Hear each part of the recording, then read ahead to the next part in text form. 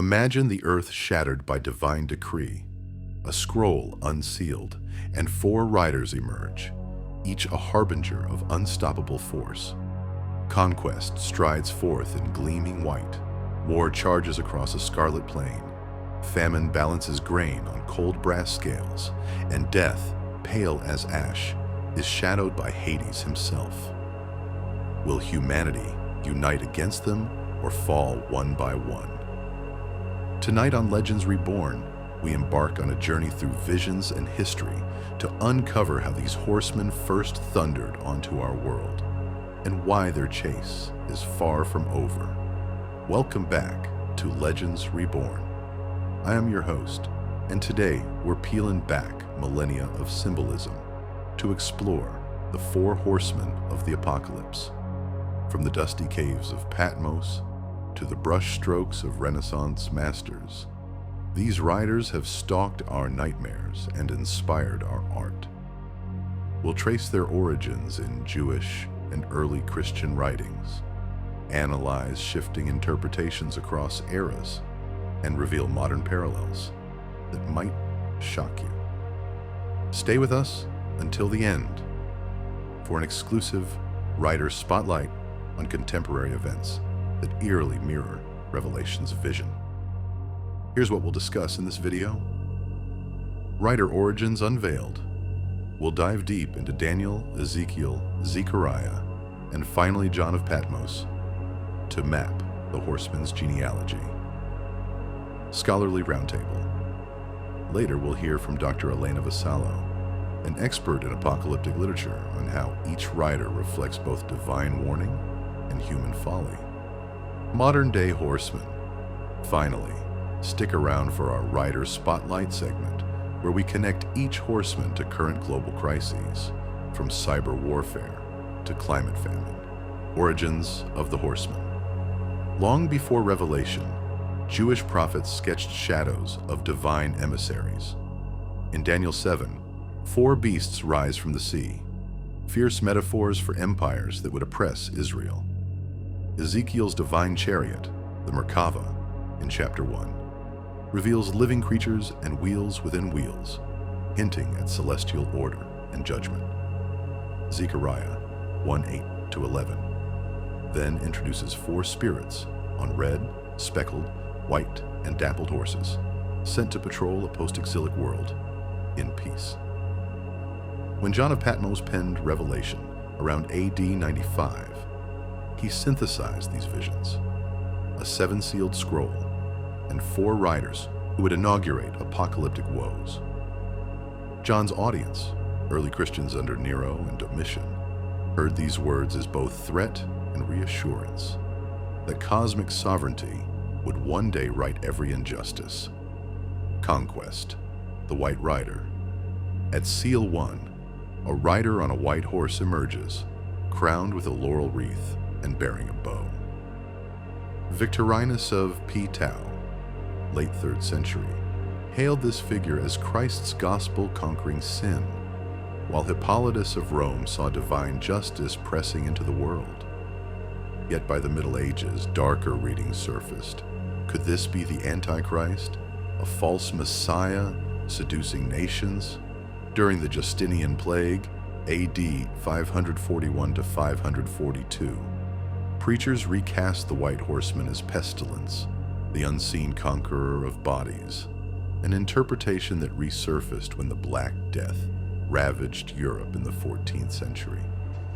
Today, some scholars argue this rider symbolizes the viral spread of ideas, both liberating and destructive, reminding us that conquest need not involve armies, but can be won or lost in the realm of ideology. War the Red Rider. Break Seal 2, and a blood-red horse gallops forth, its rider wielding a great sword and empowered to snatch peace from the earth. To John's readers, this echoed persecutions under Nero, mass executions of Christians, and civil strife following the Jewish revolt, AD 66-73. Later medieval chroniclers linked the Red Horsemen to the Crusades, where Christian and Muslim forces clashed in holy war. In modern times, commentators draw unsettling parallels to the world wars. From the muddy trenches of World War I to the battlefield drones of the 21st century, the Red Rider's legacy is a bloody ledger of technological escalation in warfare. Famine, the Black Rider. Seal. 3 summons a rider on a black horse clutching a set of balances. A voice cries out, "A quart of wheat for a denarius, and 3 quarts of barley for a denarius." A stark image of scarcity and soaring prices. First-century peasants under Roman taxation suffered similar hunger when harvests failed. The Great Famine of 1315 to 17 offers a chilling medieval parallel. Successive crop failures led to mass starvation, even as grain ships sat anchored off Europe's shores. Today, the Black Horseman rides again in conflict zones like Yemen and in regions ravaged by climate-driven drought, where food deserts proliferate and famine relief barely keeps pace. Death, the Pale Rider. Finally, Seal 4 unleashes death on a pale horse, its hue described as sickly green or ashen, and Hades follows close behind. Entrusted to kill by sword, famine, plague, and wild beasts, death fuses every prior judgment into one unstoppable force.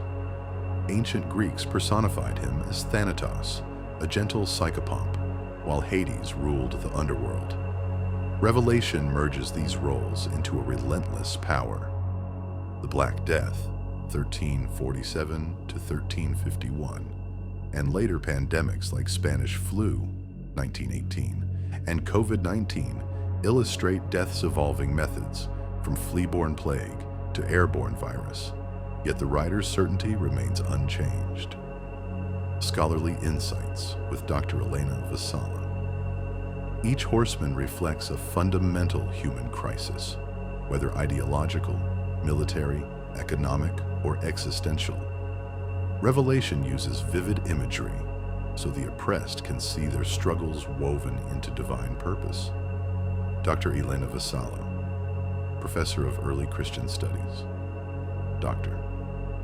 Vassallo highlights that Revelation's layered symbolism allows each generation to find its own meaning.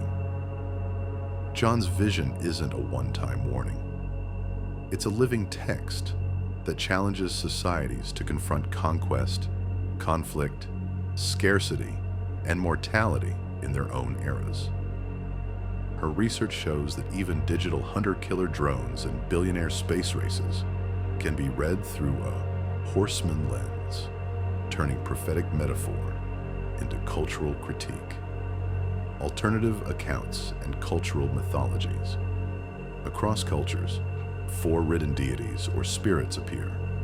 The Mayan Chayak riders of thunder and drought. Hindu Chaturmukha, guardians facing the 4 cardinal directions. Norse 4 stags, encircling Yggdrasil. Zechariah's peaceful horsemen stand in contrast to Revelation's destroyers, reminding us that symbols morph with context. Interpretive schools, preterist, historicist, futurist, idealist, debate whether these writers spoke only to first-century believers or foretell far-off battles and ecological collapse. Pop Culture Roundup. Visual art. Dürer's 1498 woodcuts capture the riders in stark chiaroscuro. Vaznetsov's 1887 painting bathes them in eerie Slavic light. Literature and film. Vicente Blasco Ibáñez's novel, 1916, and its silent-era films reimagined World War I as horsemen in modern dress. Ingmar Bergman's Seventh Seal immortalized death playing chess. Music and gaming. Metallica's thrash anthem, The Four Horsemen, Iron Maiden's melodic tribute, and video games like Darksiders and Diablo 4 let players either battle or embody the riders. Television and comics. Supernatural, Lucifer, Marvel's Apocalypse, and DC's Four Horsemen. recast them as cosmic villains in sprawling mythologies. Writer Spotlight, today's Horsemen. Conquest, meme warfare, and algorithmic echo chambers spreading disinformation. War, autonomous drones and cyber attacks crippling critical infrastructure. Famine, climate-driven crop failures, intensifying global hunger. Death, emerging pandemics, and antibiotic-resistant superbugs. Are the Four Horsemen mere myth, or mirrors reflecting our deepest crises? Which rider do you see galloping through today's headlines?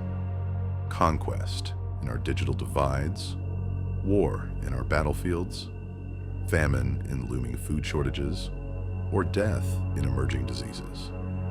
Drop your thoughts in the comments and share any modern examples you've spotted. If this deep dive into apocalyptic lore fired your imagination, smash that like button, subscribe to Legends Reborn, and ring the bell so you never miss an epic journey through myth and history. Remember, legends never truly die. They ride on in our stories, and perhaps in our world.